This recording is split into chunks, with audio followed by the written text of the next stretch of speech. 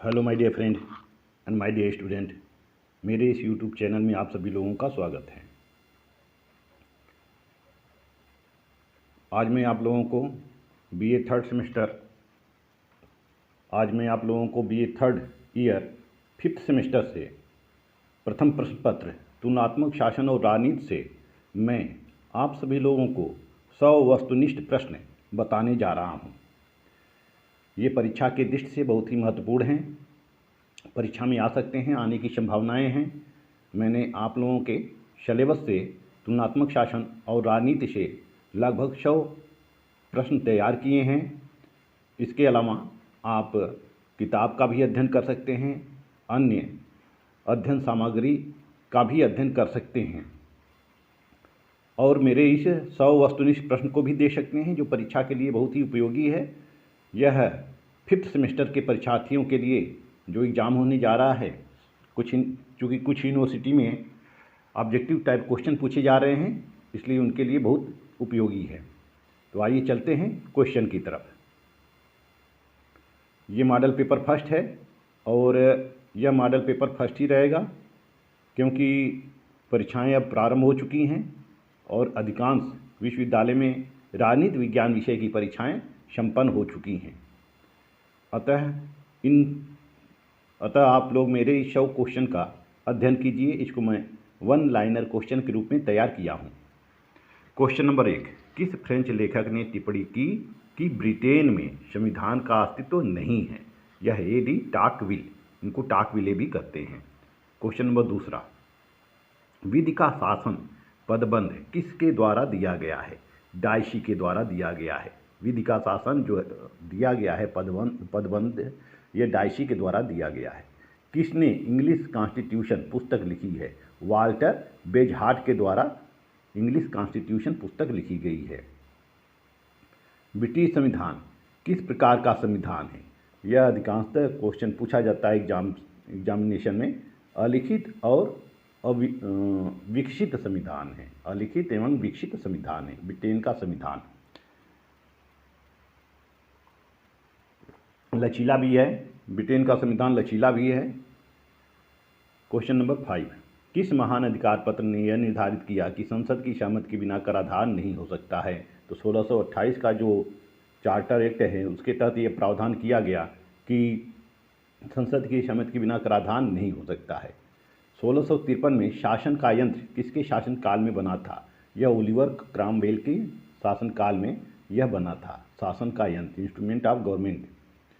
किसने कहा है कि प्रधानमंत्री कैबिनेट की मेहराब की आधारशिला है? किसने कहा है कि प्रधानमंत्री कैबिनेट की मेहराब की आधारशिला है? लॉर्ड मार्लेन ने कहा है। ब्रिटेन का पहला प्रधानमंत्री कौन था? Robert Walpole. यह क्या है? 1713 में सबसे पहले यही प्रधानमंत्री होता है, रॉबर्ट वालपोल। किसका कथन है इंग्लैंड में राजा जनता के हाथों बिक चुका है? एच.जे. लास्की कहते हैं इंग्लैंड में राजा जनता के हाथों बिक चुका है।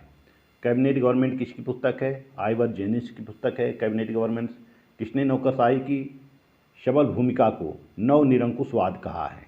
किसने नौकरशाही की सबल भूमिका को नवनिरंकुशवाद कहा है? लॉर्ड हिवार्ड ऑफ बरी ने नौकरशाही की सबल भूमिका को नवनिरंकुशवाद कहा है। 12 देखते हैं, 12, किसने प्रधानमंत्री शासन पदबंध गढ़ा है? प्रधानमंत्री शासन पदबंध गढ़ा है तो रिचर्ड क्रॉसमैन के द्वारा प्रधानमंत्री शासन पदबंध लाया गया है। राजा एवं संसद का क्या अर्थ है? संसद के कितने अंग होते हैं? 3 अंग होते हैं। संसद के कितने अंग होते हैं? एक राष्ट्रपति होता है, दूसरा होता है राज्यसभा, तीसरा होता है लोकसभा। इसी तरह से राजा और संसद को मिलाकर, राजा और संसद किससे मिलाकर बनती है? राजा व लॉर्ड से मिलाकर बनती है। राजा से बनती है लॉर्ड सभा और कॉमन सभा। ब्रिटेन में भी संसद के 3 अंग हैं। पहला है सम्राट, दूसरा है लॉर्ड सभा, तीसरा है कॉमन सभा। लॉर्ड सभा में धार्मिक पीयर की संख्या कितनी है? लॉर्ड सभा में धार्मिक पीयरों का निर्वाचन 26 निर्वाचन होता है। धार्मिक पीयर की संख्या 26 है। किस अधिनियम ने लॉर्ड सभा को दुर्बल कर दिया है? तो सबसे पहले 1911 का अधिनियम बना, जिसके तहत लॉर्ड सभा की शक्तियां कम की गई। इसके अलावा 1949 का अधिनियम जो बना उसने लाल सभा को अत्यधिक दुर्बल कर दिया। 1911 से पहले लाल सभा बहुत अधिक शक्तिशाली थी, लेकिन 1911 के अधिनियम के तहत लाल सभा पर अंकुश लगा दिया गया। क्वेश्चन नंबर 16 पर आते हैं।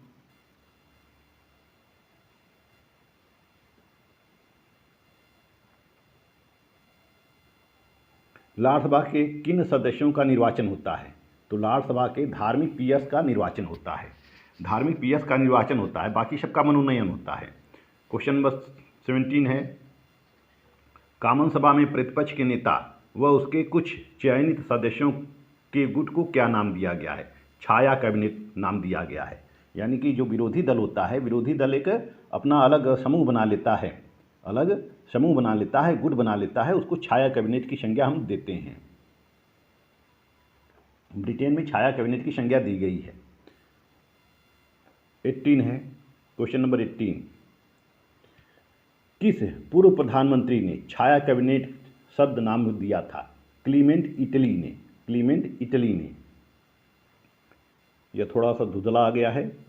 19, ब्रिटिश न्यायपालिका को लाल सभा से कब अलग किया गया? ब्रिटिश न्यायपालिका को 2005 संवैधानिक संशोधन अधिनियम के द्वारा न्यायपालिका को लाल सभा से अलग कर दिया गया। 2005 के पहले लाल सभा ही सुप्रीम कोर्ट के रूप में बैठक करती थी, यानी कि जो सुप्रीम कोर्ट से संबंधी शक्तियां थीं वो लाल सभा के पास थी। लेकिन 2005 में संवैधानिक संशोधन किया गया। इसके तहत पृथक स्वतंत्र न्यायपालिका की स्थापना की जाती है, जैसे भारत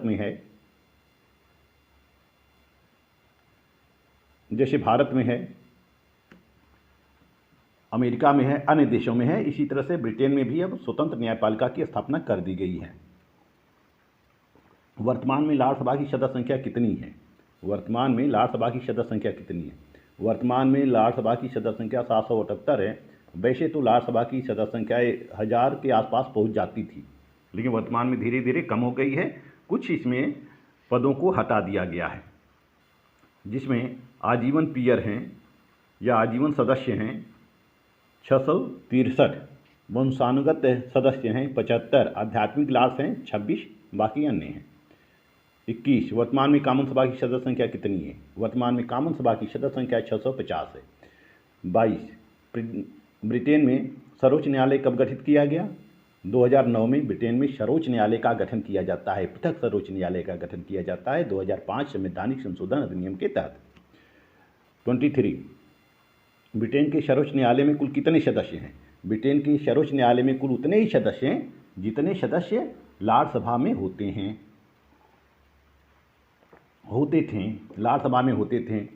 कानूनी पीयर की संख्या 12 होती थी, पहले 9 थी, उसके बाद 12 हो गई। वर्तमान में 2005 में जो संवैधानिक संशोधन अधिनियम लागू किया गया, उसके तहत 2009 में सर्वोच्च न्यायपालिका की स्थापना की गई, जिसमें 12 सदस्य की नियुक्ति की जाती है। ब्रिटेन में मुख्य न्यायाधीश की नियुक्ति की जाती है। मुख्य न्यायाधीश की नियुक्ति किसके द्वारा की जाती है? जैसे हमारे यहाँ राष्ट्रपति के द्वारा की जाती है, अमेरिका में भी राष्ट्रपति के द्वारा की जाती है। ब्रिटेन में लॉर्ड चांसलर की सिफारिश पर और प्रधानमंत्री की सलाह पर सम्राट के द्वारा की जाती है। 25। ब्रिटेन के सर्वोच्च न्यायालय के न्यायाधीशों का कार्यकाल कितना है? बहुत अधिक है। 75 वर्ष की आयु तक ब्रिटेन में सर्वोच्च न्यायालय के न्यायाधीश अपने पद पर बने रहते हैं। 26। अमेरिका में किस प्रकार की शासन व्यवस्था है? अमेरिका में संघात्मक शासन व्यवस्था है, आप लोग जानते ही हैं। अमेरिकी राष्ट्रपति का निर्वाचन कैसे होता है? अमेरिकी राष्ट्रपति का निर्वाचन निर्वाचक मंडल के द्वारा होता है। अमेरिकी राष्ट्रपति के निर्वाचन में निर्वाचक मंडल की सदस्य संख्या कितनी है? निर्वाचक मंडल में सदस्य संख्या उतनी ही होती है जितनी कांग्रेस की होती है, यानी कि 100 सीनेट के और 435 प्रतिनिधि सभा के और 3 कोलंबिया जिले के होते हैं। कुल मिलाकर 538 सदस्य निर्वाचक मंडल में भाग लेते हैं या निर्वाचक मंडल में शामिल होते हैं। अमेरिकी संविधान में अनुच्छेदों की संख्या कितनी है? अमेरिकी संविधान में 7 अनुच्छेद हैं, 10 पृष्ठ का है। विश्व का सबसे छोटा संविधान है अमेरिका का, लेकिन आसानी से समझ में नहीं आएगा, ये केवल न्यायाधीश ही समझ पाएंगे। कार्यपालिका का वर्णन है। अमेरिकी कार्यपालिका का वर्णन किसमें है? अनुच्छेद 2 में अमेरिकी कार्यपालिका का वर्णन है।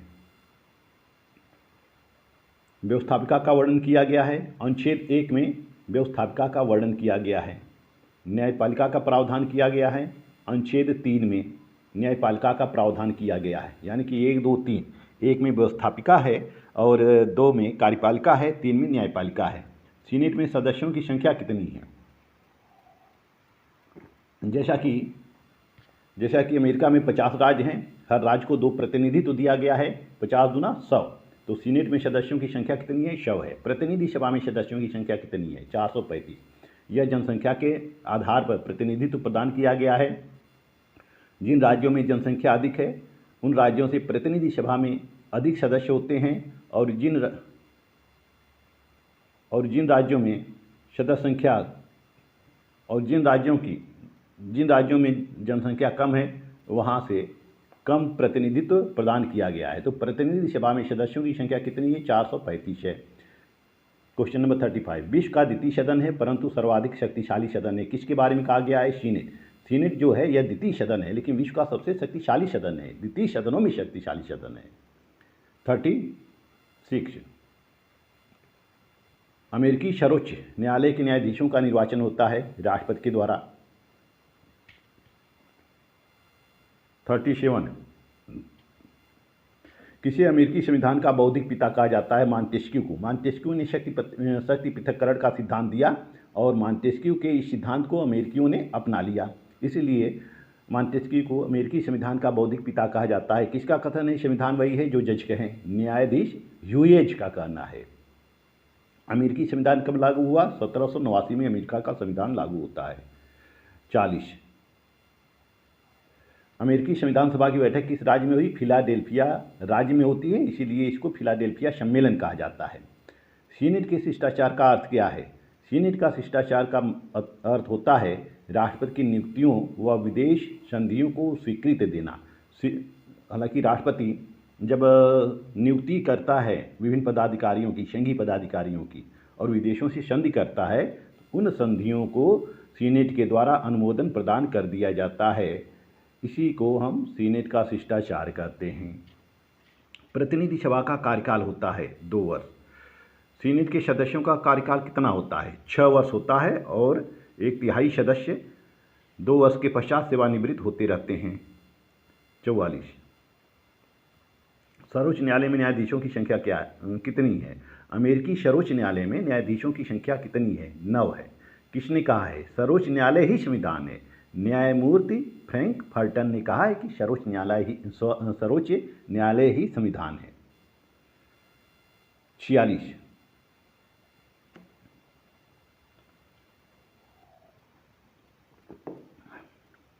किस राष्ट्रपति ने सर्वोच्च न्यायालय की न्यायिक पुनरावलोकन की शक्ति से खिन्न होकर अपने संविधान को घोड़ा और बग्घी के दिनों का अवशेष कहा? यानी कि अमेरिकी संविधान को घोड़ा और बग्घी के दिनों का अवशेष किसने कहा है? फ्रैंकलिन डी रूजवेल्ट ने कहा है। 47 पर आते हैं। अब स्विट्जरलैंड के संविधान पर आते हैं। स्विट्जरलैंड का गठन कब किया गया? 1648 में वेस्टफेलिया संधि के तहत स्विट्जरलैंड का गठन किया जाता है। स्विट्जरलैंड का नया संविधान कब लागू हुआ? 18 अप्रैल 1999 को लागू होता है, जबकि 18 दिसंबर 1998 को अंगीकार किया जाता है। बहुल कार्यपालिका है, कहाँ की है बहुल कार्यपालिका? स्विट्जरलैंड की है। बहुल कार्यपालिका में कितने सदस्य होते हैं? 7 सदस्य होते हैं। प्रतिनिधि सभा, यानी कि इसको पहले राष्ट्रीय सभा कहा जाता था। जो स्विट्जरलैंड की संघीय सभा थी उसके 2 सदन थे, एक राष्ट्रीय सभा थी और दूसरा राज्य परिषद था। तो राष्ट्रीय सभा में सदस्यों की संख्या 200 होती थी, लेकिन इसका नाम चेंज कर दिया गया 99 में और राष्ट्रीय सभा को प्रतिनिधि सभा का बना दिया गया।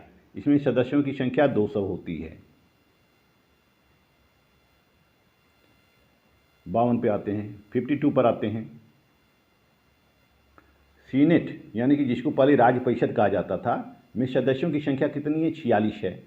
स्विट्जरलैंड में कितने कैंटनों में नगर सभा हैं? 5 कैंटनों में नगर सभा हैं।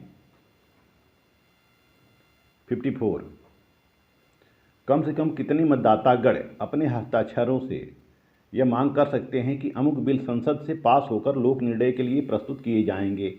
50,000। कम से कम 50,000 मतदाता यह मांग कर सकते हैं कि जो बिल पारित किया जा रहा है संसद से उस पर लोक निर्णय कराया जाए या जनमत संग्रह कराया जाए। स्विट्जरलैंड के संविधान में कितने अनुच्छेद हैं? 197 अनुच्छेद हैं। 56। स्विट्जरलैंड में कितने राज्य हैं? स्विट्जरलैंड में 20 पूर्ण कैंटन हैं और 6 अर्ध कैंटन हैं। कुल मिलाकर 26 कैंटन है स्विट्जरलैंड में। प्रत्यक्ष लोकतंत्र कहाँ होता है या प्रत्यक्ष लोकतंत्र कहाँ है, ये क्वेश्चन आते हैं एग्जाम में कि प्रत्यक्ष लोकतंत्र कहाँ है या प्रत्यक्ष लोकतंत्र का घर किसे कहते हैं या लोकतंत्र का घर किसे कहते हैं? स्विट्जरलैंड को कहते हैं। प्रत्यक्ष लोकतंत्र के उपकरण हैं, इसमें 4 ऑप्शन आ सकते हैं, हमने केवल 3 ऑप्शन लिखा है जो आपके माइंड में सेटअप कर जाएं। प्रत्यक्ष लोकतंत्र के उपकरण हैं उपक्रम, आरंभक, पहल, ये सब एक ही हैं, चाहे इसको उपक्रम कहिए, चाहे आरंभक कहिए, चाहे पहल कहिए। दूसरा है लोक निर्णय या इसको जनमत संग्रह भी कहा जाता है। तीसरा है प्रत्यावर्तन या प्रत्यावाहन, राइट टू रिकॉल, इसको हम कहते हैं राइट टू रिकॉल। 59 पर आते हैं। कम से कम कितने कैंटन ये मांग कर सकते हैं कि अमुक बिल पर संसद से पास होने के बाद लोक निर्णय कराया जाए? 8 कैंटन, यानी कि 50,000 मतदाता या 8 कैंटन ये मांग कर सकते हैं कि जो बिल संसद के द्वारा पारित किया जा रहा है उस पर लोक निर्णय कराया जाए। स्विस संघीय व्यवस्था में अवशिष्ट शक्तियाँ किसके पास हैं? कैंटनों के पास हैं। स्विस संघीय व्यवस्था में अवशिष्ट शक्तियाँ कैंटनों के पास हैं। किसने कहा है कि स्विस संघीय परिषद सर्वश्रेष्ठ अध्ययन की पात्र है? यह जेम्स ब्राइस के द्वारा कहा गया है। प्रतिनिधि सभा में किस कैंटन से सबसे अधिक स्थान प्राप्त हैं? किस कैंटन को सबसे अधिक स्थान प्राप्त हैं? ज्यूरिच को। ज्यूरिच की जनसंख्या सबसे अधिक है, इसलिए प्रतिनिधि सभा में ज्यूरिच से अधिक प्रतिनिधि सम्मिलित होते हैं। संघीय न्यायालय की न्यायिक समीक्षा का अधिकार क्षेत्र किन पर लागू होता है? कैंटन के कानूनों पर लागू होता है। जैसा कि भारत में सर्वोच्च न्यायालय को न्यायिक पुनरावलोकन का अधिकार दिया गया है, वहीं अमेरिका में भी अधिकार दिया गया है सुप्रीम कोर्ट को न्यायिक पुनरावलोकन का। उसका अधिकार क्षेत्र संघ और राज्य दोनों पर होता है, लेकिन स्विट्जरलैंड में जो संघीय न्यायालय है उसका अधिकार क्षेत्र केवल कैंटनों के कानूनों पर ही लागू होता है, यानी कि केवल वो कैंटन के कानून के ऊपर ही न्यायिक समीक्षा कर सकती है, संघीय कानूनों पर वह न्यायिक समीक्षा नहीं कर सकती है। 64। संघीय कार्यपालिका का कार्यकाल किसके कार्यकाल से जुड़ा है? प्रतिनिधि सभा, यानी प्रतिनिधि सभा का कार्यकाल 4 साल होता है और संघीय कार्यपालिका का कार्यकाल भी 4 वर्ष ही होता है। तो संघीय कार्यपालिका का कार्यकाल प्रतिनिधि सभा से जुड़ा हुआ है। 65। अब चीन पर आते हैं। किसने चीन में समाजवादी राज्य की स्थापना की? माओ जेडांग के द्वारा समाजवादी राज्य की स्थापना की जाती है। चीन की संसद को कहते हैं, चीन की संसद को क्या कहते हैं? राष्ट्रीय जनवादी कांग्रेस। चीन में किस प्रकार की शासन व्यवस्था है? साम्यवादी शासन व्यवस्था है।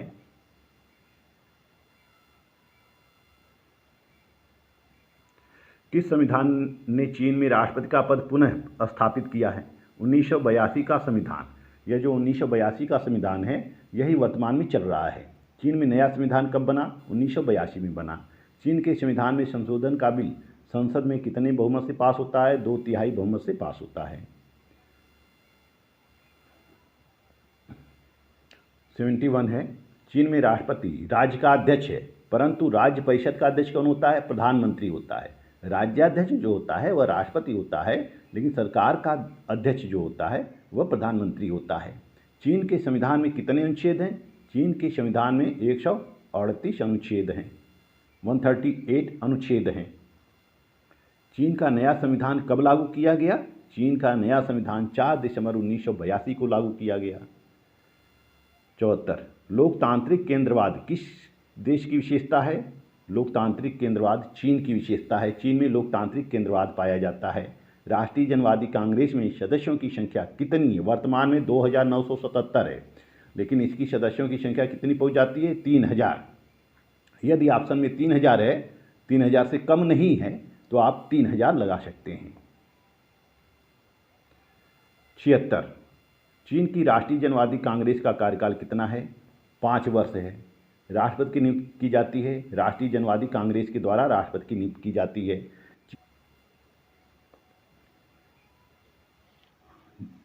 क्वेश्चन नंबर 78 है। 2022 में शी जिनपिंग का कार्यकाल है, तीसरा कार्यकाल है। तीसरी बार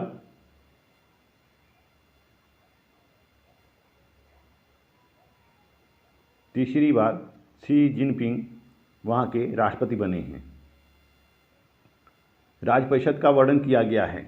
राज्य परिषद का वर्णन अनुच्छेद 85 में किया गया है। पोलित ब्यूरो का कार्य है साम्यवादी दल के सभी प्रकार के निर्णय लेना। पोलित ब्यूरो जो है वहाँ की केंद्रीय कार्यकारिणी समिति है। यही दल से संबंधित, शासन से संबंधित सभी प्रकार के निर्णय लेती है। सबसे शक्तिशाली है पोलित ब्यूरो। 81 चीन में सर्वोच्च न्यायालय के न्यायाधीशों का निर्वाचन किया जाता है। जनवादी कांग्रेस के द्वारा किया जाता है। चीन में माओ के नेतृत्व में, यह माओ है, माओ जेदांग। चीन में माओ के नेतृत्व में क्रांति कब हुई? 1949 में हुई। ऑन कॉन्ट्राडिक्शन किसकी कृति है? यह माओ जेदांग की कृति है। तुलनात्मक राजनीति का अर्थ है, तुलनात्मक राजनीति का अर्थ है विभिन्न देशों की शासन प्रणालियों का अध्ययन। विभिन्न देशों की शासन प्रणालियों का अध्ययन ही तुलनात्मक राजनीति है। क्वेश्चन नंबर 85 पूंजीवाद लाभ के लिए उत्पादन की वह प्रणाली है जिसके अंतर्गत उत्पादन के उपकरणों तथा सामग्री पर व्यक्तिगत स्वामित्व होता है। किसका कथन है? GDH कोल का कथन है। पूंजीवाद आर्थिक संगठन की एक ऐसी प्रणाली है जिसमें व्यक्तिगत स्वामित्व पाया जाता है और मानवकृत एवं प्राकृतिक साधनों को व्यक्तिगत लाभ के लिए प्रयोग किया जाता है। किसका कथन है? लाक्स एवं हुड का कथन है। क्वेश्चन नंबर 87 पर आते हैं। सांस्कृतिक क्रांति किससे संबंधित है? माओ जेदांग से। वन नेशन टू सिस्टम किससे संबंधित है? यह हांगकांग और मकाऊ से संबंधित है। यह चीन के शासन व्यवस्था का एक पार्ट है। One nation two system Hong Kong और मकाऊ, यानी कि चीन में अलग है शासन व्यवस्था और हांगकांग में अलग है, मकाऊ में अलग है। हालांकि हांगकांग और मकाऊ किसका हिस्सा है? चीन का ही हिस्सा है। ब्रिटेन ने हांगकांग को चीन को कब सौंपा? ब्रिटेन ने हांगकांग को चीन को 1997 में सौंपा। ब्रिटेन ने हांगकांग के ऊपर कब तक शासन किया? 1841 से 1997 तक शासन किया और फिर 1997 में ब्रिटेन ने हांगकांग को चीन को सौंप दिया। हांगकांग कब तक स्वायत्त देश बना रहेगा? जब ब्रिटेन ने हांगकांग को चीन को सौंपा तो एक समझौता हुआ और समझौते के तहत यह कहा गया कि हांगकांग स्वायत्त बना रहेगा, 50 वर्षों तक स्वायत्त बना रहेगा। तो यह 2047 तक स्वायत्त देश बना रहेगा, यानी कि 50 वर्षों तक। क्वेश्चन नंबर 92 मकाऊ पुर्तगाल के अधीन कब आया? 1557 में मकाऊ पर पुर्तगालियों ने अधिकार स्थापित कर लिया। पुर्तगाल ने मकाऊ को चीन के अधीन कब किया? 1999 में किया। मकाऊ कब तक स्वायत्त क्षेत्र बना रहेगा? मकाऊ 2049 तक स्वायत्त क्षेत्र बना रहेगा, यानी कि 50 वर्ष तक। 1999 में मकाऊ चीन को सौंपा जाता है और संधि के तहत 50 वर्षों तक उसको सहायता प्रदान की जाती है। देखिए 2049 के बाद क्या होता है, कहीं तिब्बत जैसा हाल न हो जाए। 95 वन नेशन टू सिस्टम के तहत क्या व्यवस्था है? वन नेशन टू सिस्टम के तहत क्या है ये आखिर? वन नेशन टू सिस्टम, इसका मतलब होता है चीन में अलग शासन प्रणाली है और हांगकांग एवं मकाऊ में अलग शासन प्रणाली है। वहीं ताइवान भी चीन का ही हिस्सा है, यानी कि चीन उस ताइवान को अपना मानता है लेकिन ताइवान अपने को अलग मानता है। तो ताइवान में भी अलग शासन प्रणाली है। तो हम तीनों को ले सकते हैं, हांगकांग, मकाऊ और ताइवान को। ताइवान क्या है? चीन के अधीन एक स्वायत्त प्रांत है यह ताइवान। 97 ताइवान का असली नाम क्या है? ताइवान का असली नाम है रिपब्लिक ऑफ चाइना, ROC। चीन का पूरा नाम क्या है? चीन का पूरा नाम है पीपुल्स रिपब्लिक ऑफ चाइना, यानी कि PRC इसको कहते हैं, इसको ROC कहते हैं। 99 समाजवाद उस टोप की तरह है जिसको प्रत्येक व्यक्ति ने धारण कर रखा है, फलस्वरूप उसका स्वरूप ही विकृत हो गया है। यह किसने कहा है? CEM जोड ने कहा है। यह परिभाषा बहुत फेमस है, सभी परीक्षाओं में ये परिभाषा पूछी जाती है या एक स्टेटमेंट पूछा जाता है CEM जोड का। समाजवाद उस टोप की तरह है जिसको प्रत्येक व्यक्ति ने धारण कर रखा है और उसका स्वरूप विकृत हो गया है। यह कथन किसका है? CEM जोड का है। समाजवाद परिस्थितियों के अनुसार रंग बदलने वाला गिरगिट है। किसका कथन है? रैमजे म्योर का कथन है। यह कथन रैमजी म्यूर का है कि समाजवाद यानी कि इसका तात्पर्य यह है कि जितने व्यक्ति हैं उतने प्रकार की विचारधाराएं हैं, जितने समाजवादी हैं सबके कॉन्सेप्ट अलग अलग हैं। इसीलिए रैमजी म्यूर कहते हैं कि समाजवाद परिस्थितियों के अनुसार रंग बदलने वाला गिरगिट है। यह कथन रैमजी म्यूर का है। तो मेरे प्यारे छात्रों, इस वीडियो में मैंने आपके फर्स्ट पेपर से यानी कि बीए थर्ड ईयर और फिफ्थ सेमेस्टर से प्रथम प्रश्न पत्र comparative government and politics CGP प्रथम प्रश्न पत्र से 100 क्वेश्चन बताया। आप लोग इसको अच्छी तरह से तैयारी कर सकते हैं, पढ़ सकते हैं और इस मॉडल पेपर से पूरी संभावना है कि क्वेश्चन आ जाए। जहाँ तक मैं आशा करता हूँ कि इससे 20-25 क्वेश्चन तो ज़रूर ही आ जाएगा, कम से कम आएगा तो 20-25 क्वेश्चन तो अवश्य आना चाहिए। लेकिन आप लोग इससे अलग भी पढ़ लीजिएगा, ये मैं गारंटी नहीं देता हूँ कि ये 100 क्वेश्चन जो मैंने बताए हैं इसमें सारे क्वेश्चन आ जाएंगे, लेकिन अधिकांश क्वेश्चन इसमें से आ सकते हैं, क्योंकि ये यूनिट फर्स्ट से लेकर यूनिट 8 तक मैंने पूरा कवर किया है। हालांकि कुछ क्वेश्चन छूट भी गए हैं, अब जल्दबाजी में मैं तैयार नहीं कर पाया हूं, क्योंकि इस पर एक और वीडियो बनाना है, लेकिन अब अगले टाइम में बनाऊंगा।